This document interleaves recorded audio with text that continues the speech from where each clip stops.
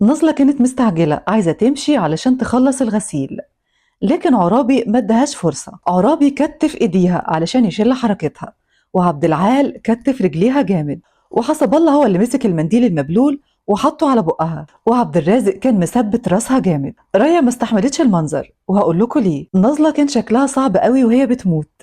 حسب الله هو اللي مسك المنديل المبلول وحطه على بقها، فبل المنديل جامد. لما حط المنديل على بق نازلة فالمية دخلت في بقها فكانت شرقانة، بالإضافة إنها مش قادرة تاخد النفس.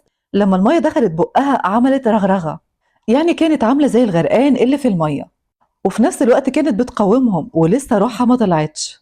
فده خلى عينيها برقت جامد، يعني حصل جحوظ، عينيها طلعت لبره. رايا خافت من المنظر وطلعت تجري من الأوضة. أما سكينة اللي كانت ماسكة كاس من النبيذ فوقع الكاس من إيديها اتكسر، وسكينة تبولت على نفسها وأخدتها زحف لحد باب الأوضة.